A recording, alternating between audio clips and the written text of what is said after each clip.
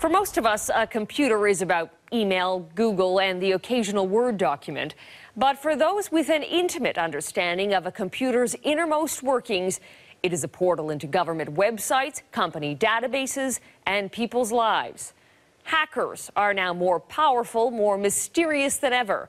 And while most consider their mischief cybercrime, there is another side to these internet outlaws. Alison Vuchnik gives us a rare look inside a hacker's world.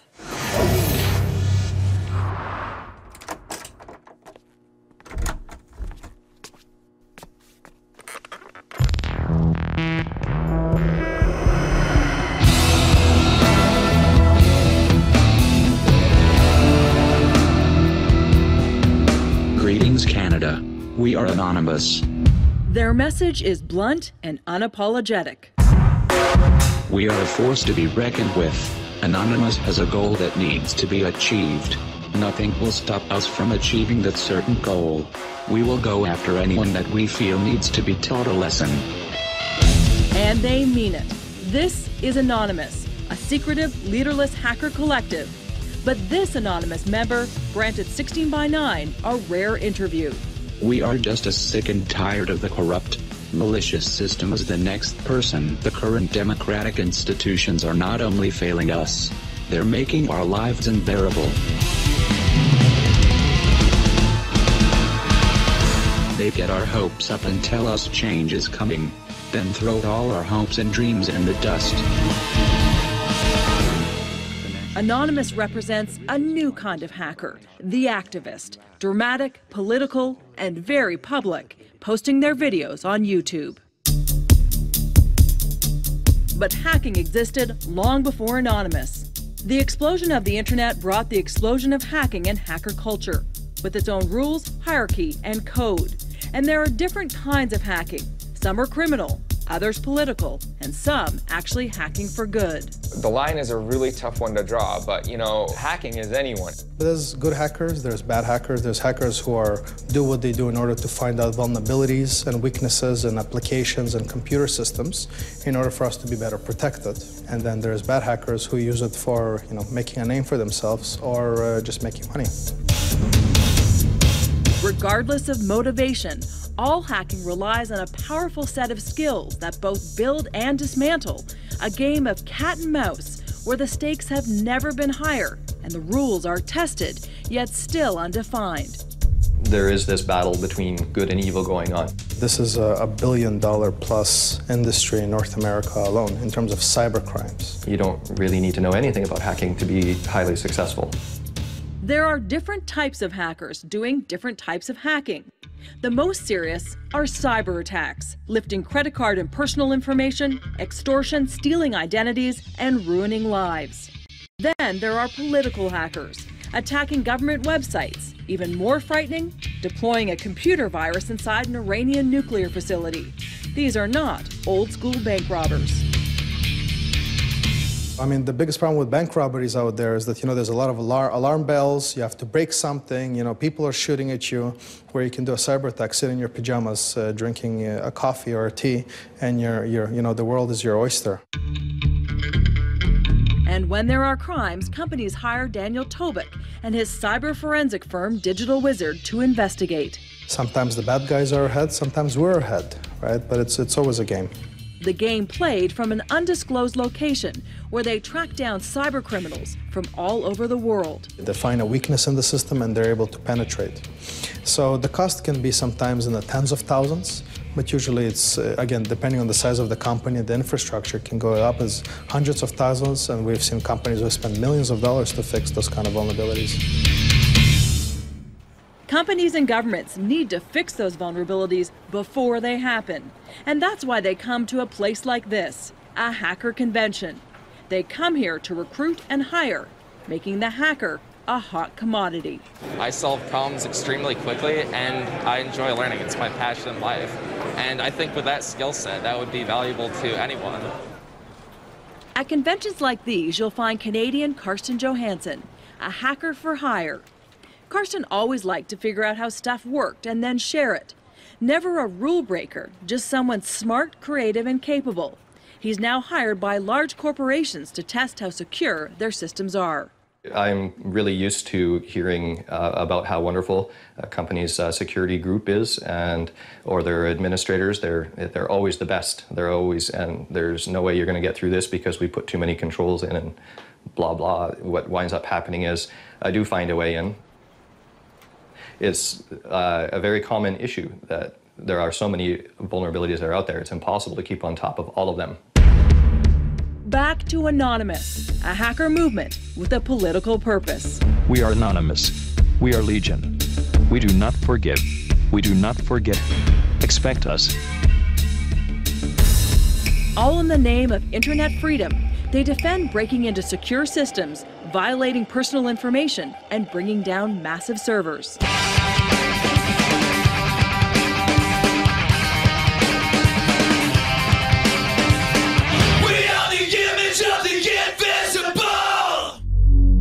We don't want people to be scared of us, but we also want people to take us seriously. A message this anonymous member tried to get across when he agreed to be interviewed by 16x9. Maybe our videos are just like that. People aren't used to watching videos done by what the government calls a quote, alleged cyber terrorist group. He's right. The U.S. Department of Homeland Security has issued warnings about Anonymous, and the FBI is tracking them. Another anonymous member agreed to explain the movement's goals to us. This time, it's Greg Hausch, an outed anonymous member. I don't think there's ever an endpoint to this. I think you kind of have to get that idea of justifying the illegal things out of your head, because the idea that it's even illegal doesn't even come up. No one even cares. They're active in every country in the world. I mean, Anonymous, it could be called a group, but it's really non-existent. It's anyone who wants to use the name and wants to actually protest or do an action online under the umbrella can. The skill sets are actually these days relatively easy to pick up. In fact, there are hacking tutorials online where you can learn how to crack passwords, send a virus, or get access to systems. I'm anonymous if I choose to be. You're anonymous if you choose to be. Anyone is. Their actions can be illegal, and their politics push the limits. But Anonymous are turning the hacker into a force to be reckoned with. They claim to be the hidden face of the 99% who are sick and tired of their needs being ignored. Anonymous has targeted corporations, governments, banks, and in this year of the protest, joined Occupy movements around the globe. Greg says it started out as a nuisance, pranks against various websites and businesses, just to get a laugh. Causing mayhem on the internet by randomly just, messing with other websites. They were mischievous and having fun and doing whatever they wanted. It turned serious, a form of protest using computers in a new kind of war. At some point you just have to say, we don't care about your laws because they make no sense. Some call it hacktivism, fighting for social justice by hitting people where it hurts most. You have to believe that civil disobedience has caused a lot of good in this world. And where would we be without the civil disobedience that brought us, women's rights to vote, blacks' rights to vote? There's a common thread there you can find that, the people who they've gone after have in some way, in Anonymous's mind, really deserved it. In 2008, Greg and some friends decided to take on the Church of Scientology when the church took an unflattering video off YouTube. To Greg and other anonymous members, that violated internet freedom. We thought we were going to troll Scientology for a week, too, online.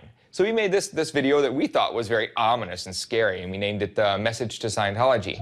Anonymous has therefore decided that your organization should be destroyed. And out of nowhere, CNN's playing the video on TV, and we're like, wait a minute, what did we do? The Church of Scientology didn't know what hit them. Attacking Scientology's website, amassing an online army with massive protests on the street, Anonymous was on the move. At that point, that was the first real gigantic acceptance of Anonymous as an idea, as a brand, as anything, that went out to the public because all the news covered it. It was everywhere. That got lots more people involved. The church calls them a hate group, claiming they received bomb, arson, and death threats and providing 16x9 court documents. showing that 2 other individuals were convicted and imprisoned for the hack and ordered to pay damages. But it didn't seem to slow Anonymous down. When they realized with the Church of Scientology aspect that all this notoriety, because of the fact that it was a target that a lot of people agree with, that they found they actually got the support of general people, and it kept hitting the news every time they said anything.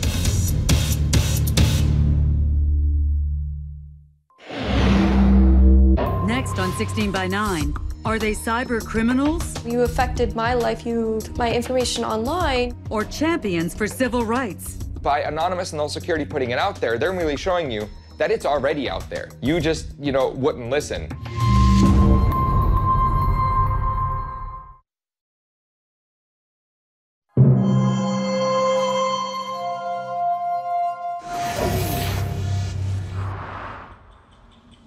Natasha Maximovic is tech-savvy, wireless, and willing to share her information online so she can enjoy her gadgets. I like playing video games. I like reading books on my e-reader. She never expected reading a book or playing a game would lead to a real-life story of hacking, fear, and information sabotage. That's the scary part, that someone else has my information.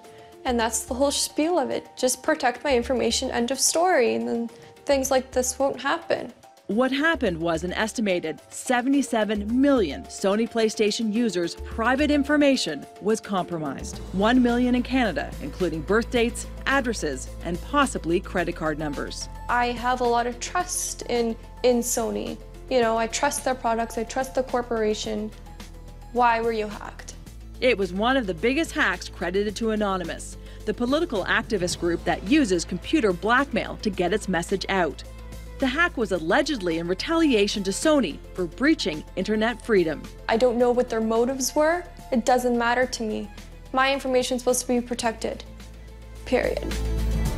Sony Canada declined to comment, but the hack cost Sony a reported $150 million worldwide, and the PlayStation Network remained offline for 3 weeks. Natasha has launched a $1 billion class action lawsuit against Sony for not protecting her information. I feel that all the people that are in this case, you just have that fear. It's a natural fear. So far, her identity has not been compromised and she remains a Sony customer, but she's vigilant. As for how she feels about Anonymous breaking in the first place, she's protesting the protesters. You affected my life, you took my information online, so you have that fear. That fear grows.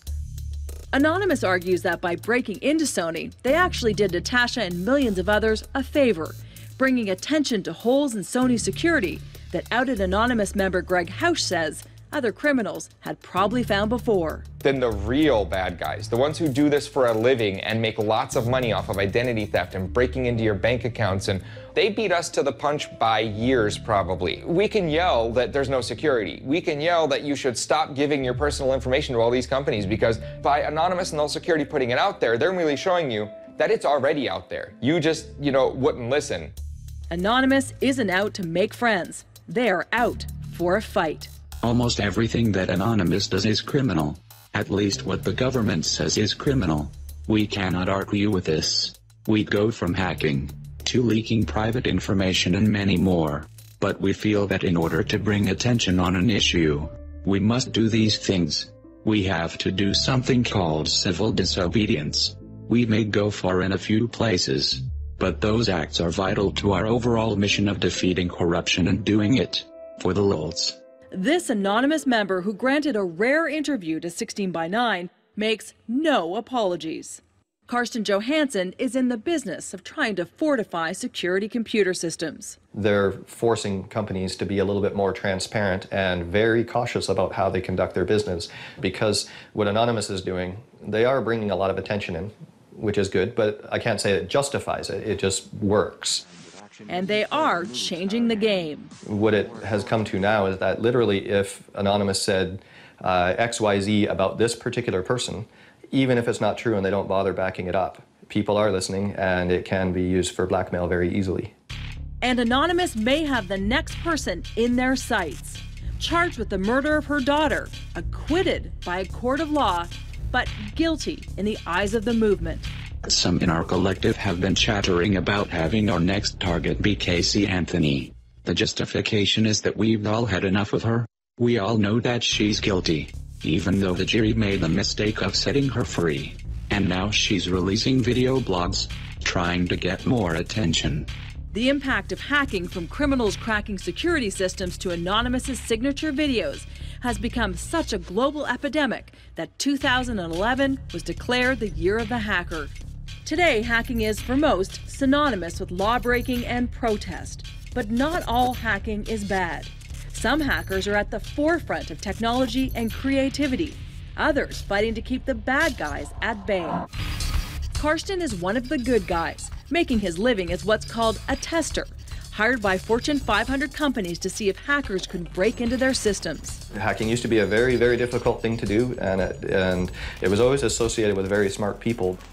It started decades ago at the Massachusetts Institute for Technology, MIT in Boston, where some of the brightest technical minds conjure up things most of us could never imagine. Where people were trying to figure out, well, this is a neat thing I've never seen before, and then trying to figure out everything they can about it. Jobs, Gates, Wozniak, all legends in the computer world. Some say got their start by hacking. The results, a technical revolution. Laptops, online video games, smartphones, and software. Software engineer John Van Alten thinks you'd be surprised by all the things you use every day thanks to a hacker. So many things that are becoming a ubiquitous part of our society, whether you talk about your iPhone or even your laptop, which started off as this general concept of a PC. All these things, they started off as some hacker's toy project. If you listen to music on a laptop, stream movies online, or unlock your iPhone so you can switch providers, that's because hackers figured it out first. And hacking culture, old and new, is driven by sharing. If a hacker has found a weakness or a solution, it gets posted for other hackers to see and use however they want. It was in the mid-90s when things started to shift. Companies started to operate online, and there was money to be made breaking in, attracting a whole new breed of hacker called black hats, setting up the battle of good versus evil. A hacker wasn't a bad term before. It was actually guys who had a little bit more knowledge than the average Joe, who knew how to work and program and how to manipulate a machine into doing wonderful things. Some hackers are still doing wonderful things. This is a room full of them. They aren't out for world domination or even to cause a nuisance. They gather for a weekend to create, debate, and solve problems. To me, hackers get a bad rap, and it's totally unfair. It's called Random Hacks of Kindness, and they hold events all around the globe. Melanie Gorka is the Toronto event organizer. All of these hackers that are coming to Random Hacks of Kindness are all trying to solve problems for humanity. So we call it a Hacking for Humanity. Random Hacks of Kindness is a community of developers, designers, subject matter experts, and technologists who get together for weekend-long code sprints or hackathons. Volunteers gather to hack or design software to help people. Everything from water quality testing to medical care in remote communities. Building apps, some programs that can literally save lives. A bunch of people getting together and trying to solve problems to make life better for people on a volunteer basis. And this really fascinated me. And as well, one of the things that attracted me to this event was that they were using open source software. Open source software is really amazing how people can collaborate around the world. This weekend, John is working on a program to help identify safe drinking water using cell phone communication. These hackers work with big business like Google and Microsoft, using their brain power to solve problems. This weekend, there are more than 5,000 hackers taking part worldwide. It is a big army of hackers and do-gooders who just want to get out there and make a difference in their communities. It's impossible to know how big that hacker army is worldwide. Whether working for good or evil, they have a skill set that is in demand. For some driven by arrogance, others with a purpose. After all, some believe cyberspace is a hacker's world, and we're just visiting. As long as, we're human, there's going to be hackers. because there's always going to be someone out there doing something that people don't agree with. And, you know, a lot of civil disobedience going forward is going to be done from the keyboard, not out in the streets getting hit with a fire hose.